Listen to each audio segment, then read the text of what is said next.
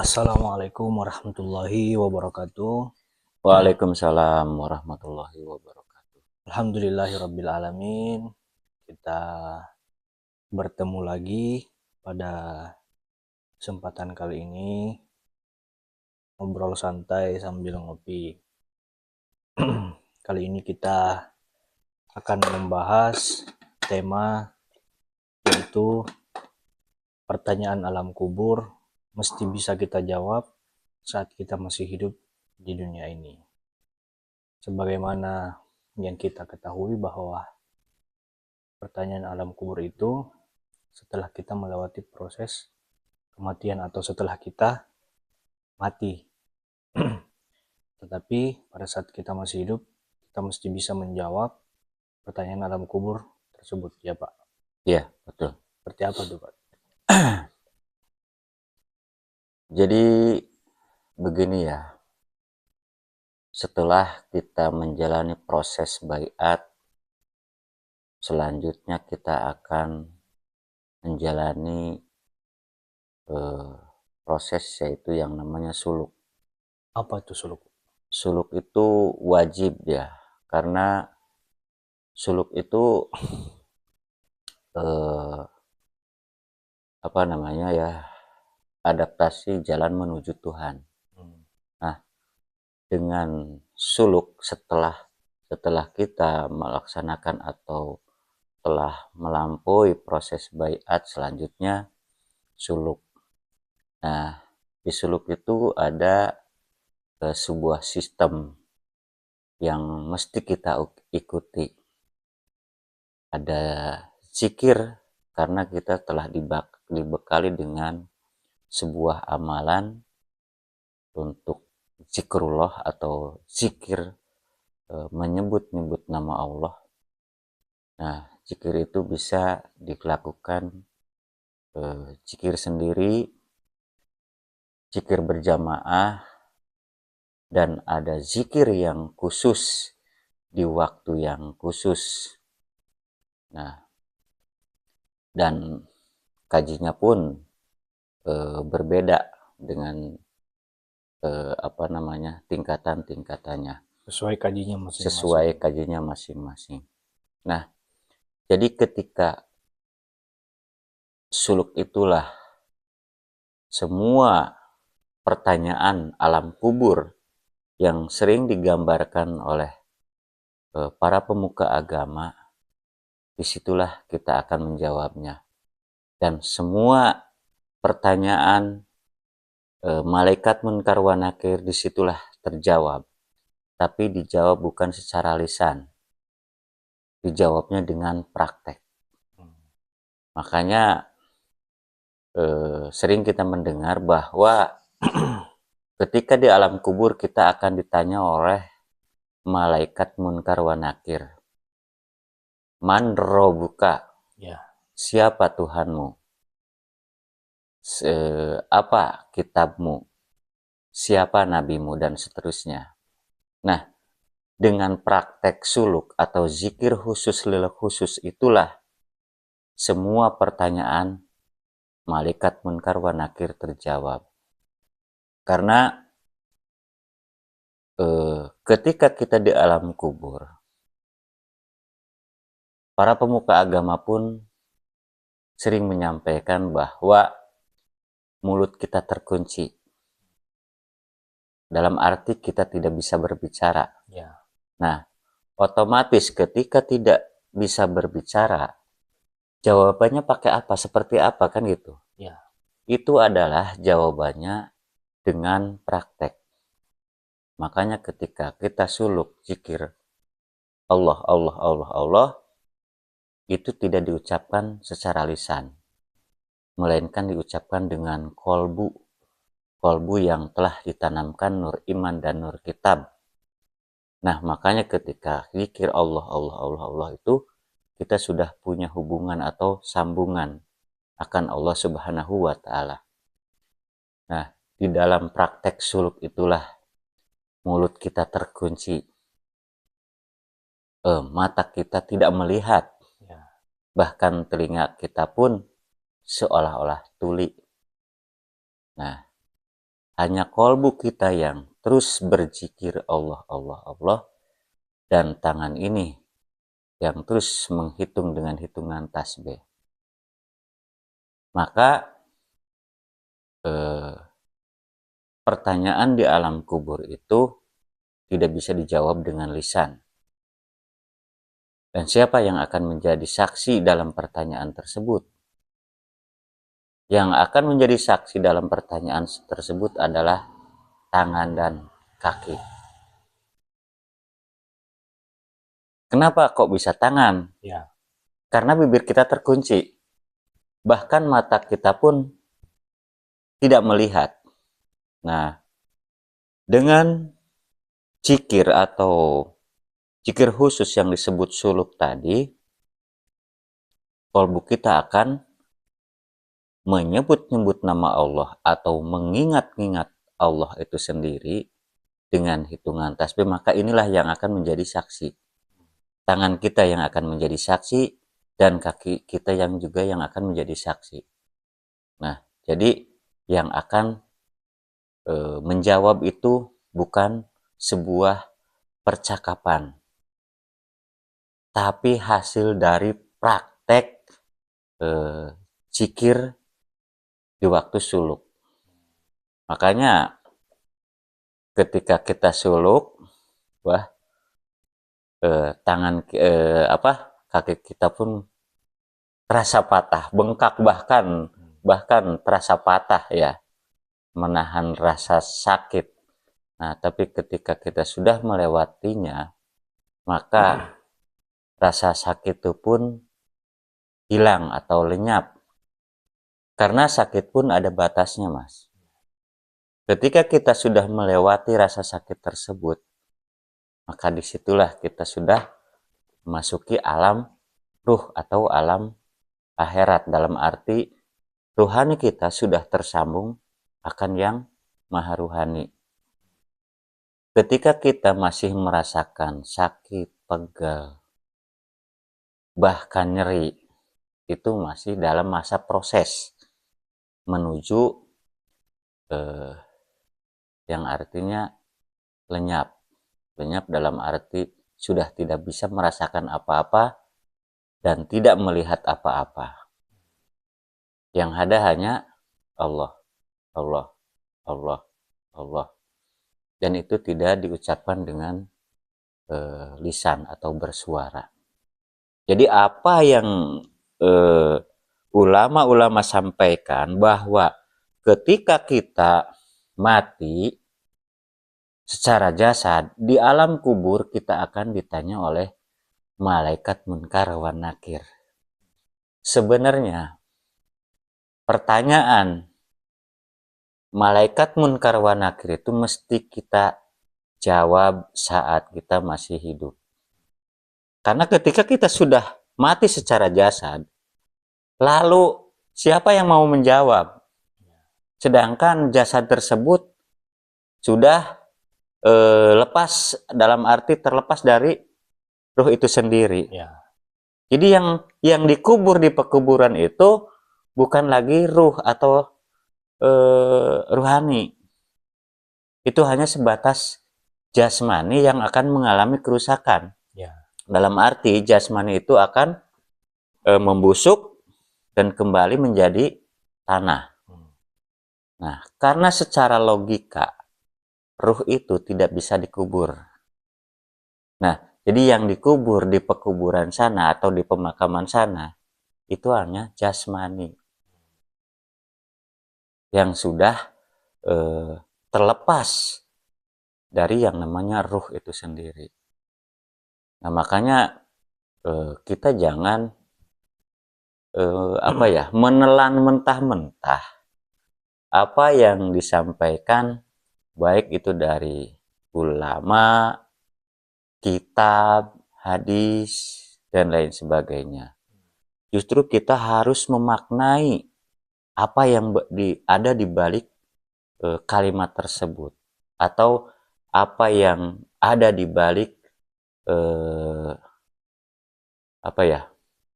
kata-kata tersebut. Kita itu jangan sampai terkecoh dengan yang namanya penyampaian. Ketika kita mendengarkan siapapun itu, baik itu guru, ulama, ustadz, kiai, Gus Habib, hanya mendengarkan kata-kata dari penyampaian tersebut, itu akan menjadi sebuah pengetahuan saja. Jika tidak kita praktekkan. Karena yang mesti kita sadari itu adalah apa yang ada di balik penyampaian tersebut. Itulah yang disebut potensi. Nah, jadi potensi itu ada di balik kalimat yang disampaikan. Itulah yang disebut kodim. Makanya tarekat ini disebutnya tarekat kodim.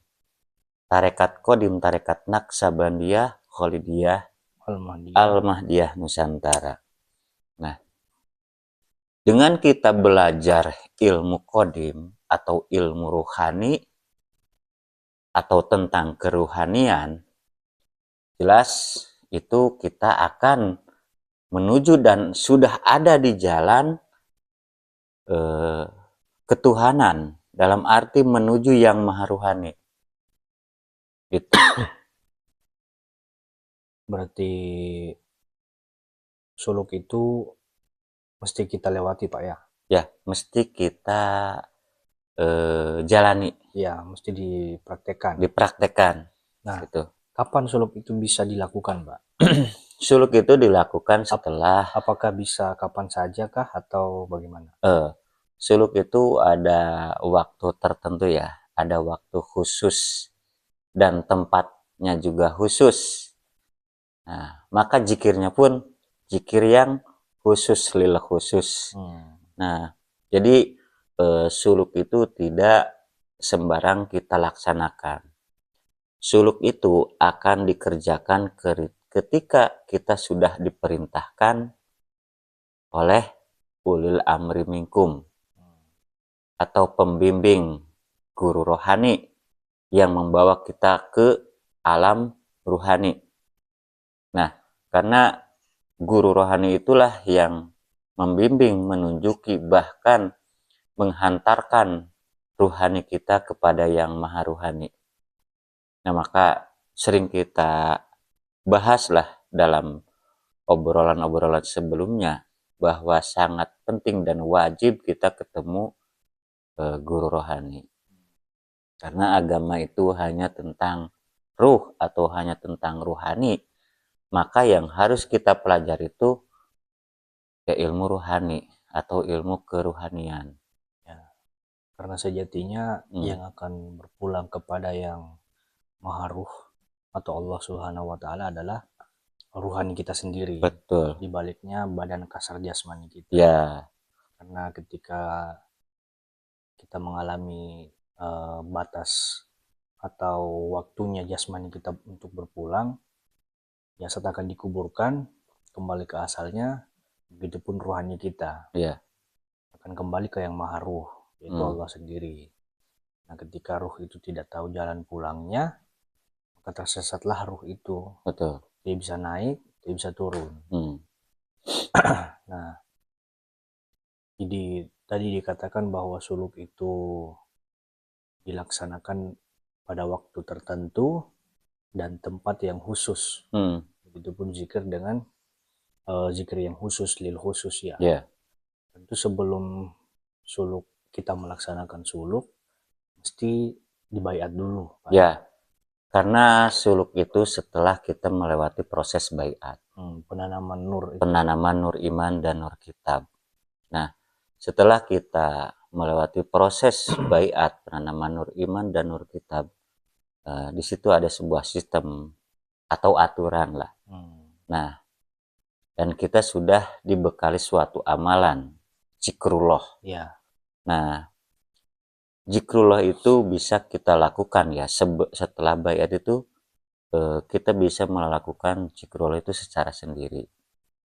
Dan terus bisa berjamaah. Ya, bisa zikir sendiri. Zikir bisa sendiri dan zikir berjamaah, kan gitu ya. Nah, setelah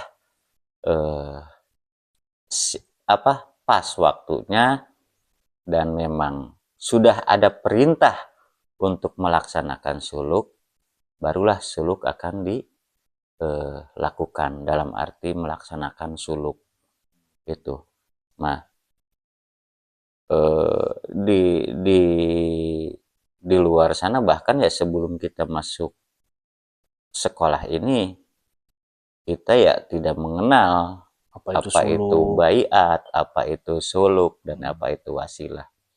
Maka dengan ketemunya atau dipertemukannya dengan sekolah ini, Tarekat Kodim, Tarekat Naksabandiyah Kholidiyah Nusantara, Al-Mahdiyah ya Nusantara. kita secara full praktek diajarkan tentang metodologi agama. Jadi ya beragama itu memang tidak asal-asalan. Asal beragama, asal yakin, asal percaya, dan asal ibadah. Karena agama itu adalah hubungan dengan Tuhan. Nah, otomatis ketika kita berbicara tentang hubungan dengan Tuhan, yang ada hubungannya dengan Tuhan itu ya ruh Tuhan itu sendiri. Iya. Makanya ada keterangan, kutiupkan sebagian ruhku. Nah, itu artinya di setiap manusia, bahkan setiap makhluk, itu ada percikannya ruh Tuhan. Nah, akan tetapi Tuhan itu bukan ruh. Ya, Tuhan itu bukan ruh, tapi maha ruh. Ya. Dalam arti ibaratkan cahaya, Tuhan itu sumber cahaya. Gitu. Ibarat Nah, matahari, Tuhan itu mataharinya. ya, Cahaya matahari itu adalah sinarnya gitu. Jadi Tapi yang sampai kepada matahari adalah sinar sinarnya matahari. matahari Ya. gitu. Jadi begitu pentingnya, bahkan wajib kita melaksanakan suluk. Suluk dalam arti kata bahasa lain mungkin disebutnya tapa brata Atau meditasi. Nah, dan itu harus mengikuti sistem yang diberlakukan dalam pelaksanaan suluk tersebut.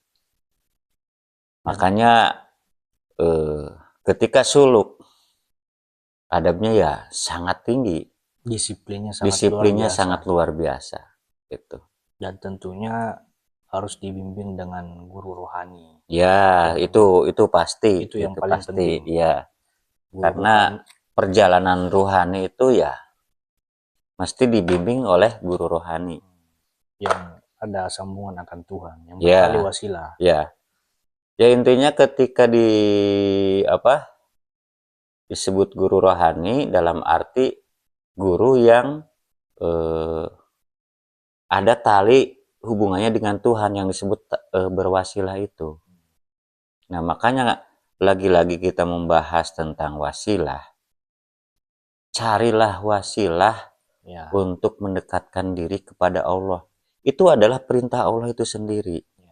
Nah, ketika kita tidak mau mencari, bahkan tidak mau tahu tentang wasilah, maka ya sesungguhnya mereka adalah orang yang sangat merugi. Karena di akhir kehidupannya mereka akan menyesal. Karena ruhnya tidak bisa kembali kepada yang maha ruh. Dan ruh itu akan kembali ke dunia mengalami kehidupan kembali. Yang kata orang Kristiani itu yang disebut reinkarnasi.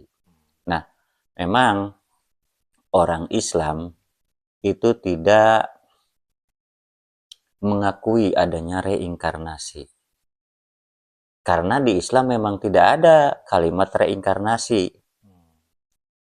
Di Islam itu adanya menjalani catatan amal di Lauhil Mahfud. Nah, jadi Lauhil Mahfud itu bukan nanti, Mas. Setelah kita mati, bukan. Di sini saat ini, saat kita masih di dunia. Hanya saja dunia dan Lauhil Mahfud itu dimensional. Jadi ya kita memang sangat wajib ya, wajib, pokoknya wajib, tidak boleh tidak. Kita harus ketemu yang namanya guru rohani. Agar rohani kita terbimbing, terarahkan, bahkan terhantarkan kepada yang maha rohani. Makanya Nabi Muhammad menyampaikan, tidak akan kau sampai kepada Allah Subhanahu wa Ta'ala tanpa lewat Rasulullah. Guru rohani itulah yang disebut Rasulullah. Ya. Guru rohani itulah yang disebut guru sejati. Guru rohani itulah yang disebut Roh Kudus. Guru rohani itulah yang disebut Buddha. Guru rohani itulah yang disebut Atman. Isinya sama aja gitu, sama saja. Dalam arti isinya ya nur Allah itu sendiri, Hanya atau cahaya beda ilahi. penyebutan saja. Hanya beda penyebutan Beda atau nama. kalimat Ya. penyampaian ya. Berarti kesimpulannya, pertanyaan alam kubur itu mesti kita jawab di dunia Ya, saat kita masih hidup. mesti kita temukan jawabannya di dunia. Dan itu jawabannya tidak melalui lisan atau percakapan, tapi melalui praktek, yaitu di dalam praktek suluk. Sebelum itu harus melewati proses rukun syaratnya sebelum menuju Ya, surga. itu pasti. Harus dibaiat dulu, ditanamkan nur iman dan nur kitab, Ya, agar supaya ruhani kita itu ada hubungan dengan betul. Tuhan lewat penanaman nur tadi. Iya, ya. Jadi bayat itu awal masuk tarekat ya. Awal masuk ya. Awal masuk tarekat. Tarekat itu kan jalan menuju Allah. Ya. Nah, suluk itulah proses selanjutnya setelah kita proses baiat, ditanamkan nur iman dan nur kitab. Nah, setelah suluk pun ada lagi yang disebut suluk ubudiyah. Nah, suluk ubudiyah itu dalam arti kita berabdi, berbakti, berkorban habis-habisan. Dalam arti sampai bahasanya kiasnya sampai rata dengan tanah. Karena ketika kita sudah mengenal Tuhan, sudah tidak ada lagi yang kita sembah selain Allah. Ya. Karena sebelumnya, sebenarnya kan gini ya Mas, apa yang kita perjuangkan secara fisik atau dalam arti dunia, maka itulah sesungguhnya yang kita sembah. Nah, ketika kita sudah mengenal Allah, ya kita hanya ada di jalan Allah dan hanya membaktikan diri kepada Allah. Nah, Allah yang mana kan gitu? Ya. Karena Allah itu laisa kamitslihi syai'un. Ya sudah sering kita bahas. Ya. Kita berabdi, berbakti, berkorban habis-habisan itu kepada Allah yang di dunia, yang punya sifat wujudnya, yang bisa kita lihat, raba, cium, dengar dan rasakan. Berarti semuanya ditujukan kepada orang itu, Pak. Ya? Nah, ditujukan kepada orang itu, kepada ulil amri minkum, akan tetapi tujuan kita ke Allah yang laisa kamitslihi syai'un. Berarti dibaliknya. Jadi wujud Allah di dunia, ya wujud ya, bukan Allahnya. Wujud Allah di dunia adalah ulil amri minkum yang berwasilah. Ya, ada tali hubungan. Yang ada Allah. Tali hubungan akan Allah Subhanahu wa Ta'ala. Nah, karena selama ini ketika orang ma'rifat, dalam arti orang yang sudah mengenal Allah, nah kadang tidak sedikit orang yang bertanya, masa iya kamu sudah melihat Allah, kan gitu ya. Nah, karena Allah itu laisa kamitslihi, atau Allah itu maha goib. Betul, Allah yang di akhirat itu laisa kamitslihi syai'un, ya. Maha goib. Makanya karena mahanya maha goib, Allah itu tidak tergambarkan, ya. Tidak terbayangkan, karena tidak serupa, bahkan tidak berupa apapun. Lalu apanya Allah yang akan kita bayangkan? Apanya Allah yang akan kita ingat di dalam sholat? Nah, itulah eh, makanya kita mesti ketemu Allah yang di dunia. Allah yang di dunia atau Allah yang bernama itu adalah Allah yang termanifestasi, Allah yang laisa kamitslihi syai'un. Dalam arti Allah yang di dunia itu adalah tempat bertajalinya Allah Subhanahu wa taala. Itu. Nah, dulu di zaman Nabi Muhammad, Allah itu bertajali di balik wujudnya Nabi Muhammad. Maka Nabi Muhammad ketika menyampaikan ada kalimat aku, ada juga kalimat kami. Nah, aku itu langsung dari Allah Subhanahu wa taala.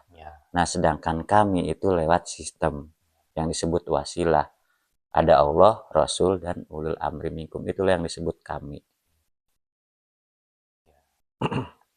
Jadi kesimpulannya bahwa ketika pertanyaan alam kubur itu bukan pada saat kita mengalami kematian. Ya, jadi pertanyaan alam kubur itu bukan seperti halnya yang disampaikan oleh para ulama-ulama dunia. Karena para ulama dunia atau ulama-ulama dunia akan menyampaikan bahwa ketika kita mati dan sudah memasuki alam kubur, maka disitulah kita akan ditanya oleh malaikat munkar wa nakir. Nah, sebenarnya yang disebut alam kubur itu ya ini, jasmani ini. Maka jasmani itu adalah penjara bagi ruhani.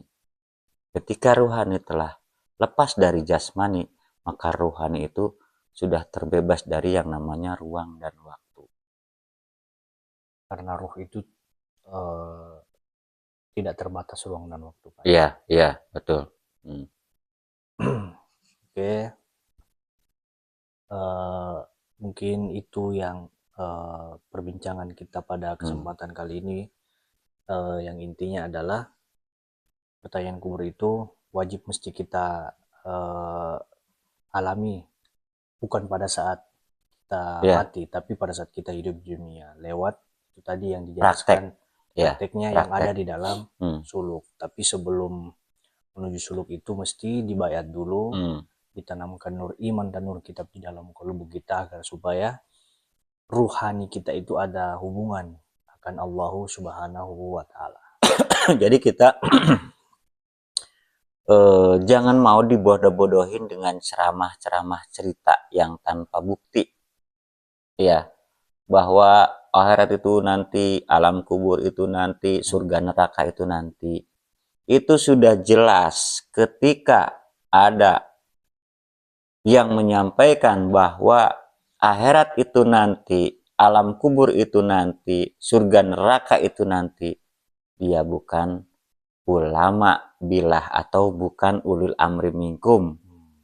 Dia adalah ulama-ulama dunia yang menyampaikan tentang syariat.